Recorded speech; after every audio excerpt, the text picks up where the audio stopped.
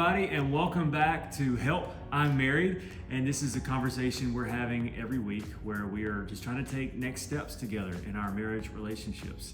And this comes from the scripture that we've been reading to you every week from Proverbs chapter 14, verse 4, that says, "Without oxen, a stable stays clean, but you need a strong ox for a large harvest." And what we've been saying is that marriage can be one of the greatest relationships in your life, but that doesn't come without difficulties and situations. And it's amazing how there's so many things that you can do without any education, and marriage is one of those. You can go get married without taking any classes or whatever, but to have a successful marriage, you need to work on it. And so hopefully over the past several weeks, we've kind of given you some conversation starters. And today we're going to talk about one that, to be honest with you, is something we haven't really been talking about that much until recently, but it's been a big help. So what are we going to talk about? So here is what we're going to talk about, having some communication about things that might happen that would make you not okay. So let me explain. We have just realized over the years, but especially over this past year with COVID and all the things that are happening, that there are things that happen in people's life and it's like a breaking point for them, and they kind of what we call fall off the deep end, which is just they just lose focus of priorities and things that are right, and maybe fall into sin and things like that happen.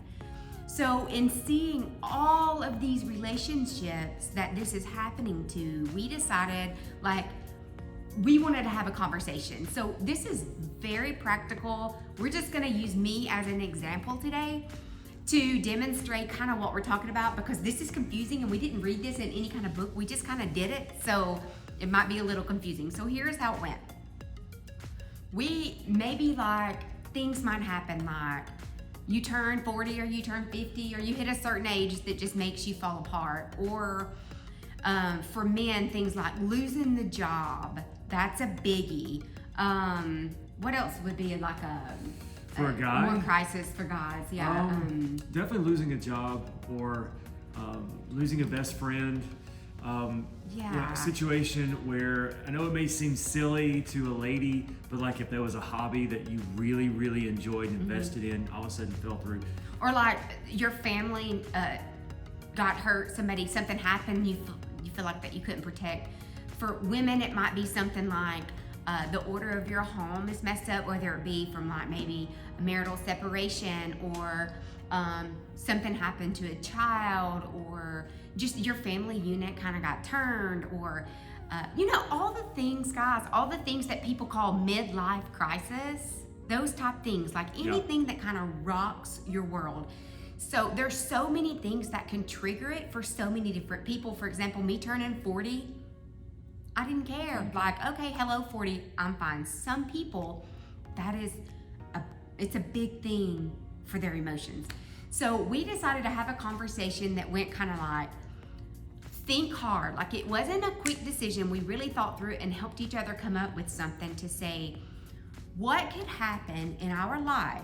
We hope it never happens, but what could happen in our life that would make me not okay, and you needed to check in on me because I might go off the deep end. I mean, we were really just at a place to have this conversation. So it went like this.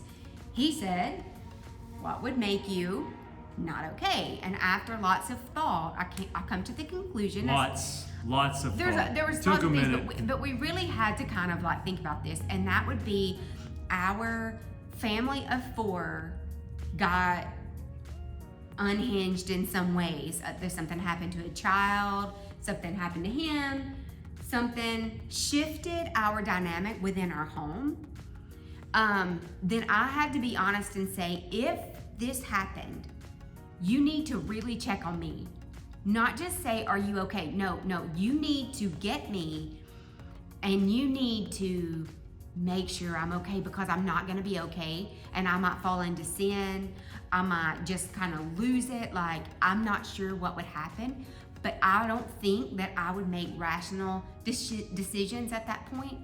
So I don't know if this makes sense. I hope it does. We're getting across, but to have the conversation to say, what is something that might happen that would throw you off so bad that your spouse needs to press in Yeah. and help you through that along with God. So like for instance, here's the reason why, is because there are some things, because you're built differently, there are some things that could truly spell tragedy for you that wouldn't bother your spouse in the same way. And so where, let's say it's a job situation. For a guy or to lose his job, it will affect him differently than it will a lady, either better or worse, depending on personalities and past situations and all that. And so for one person, losing a job is like, oh man, I hate that, but let's go get another one.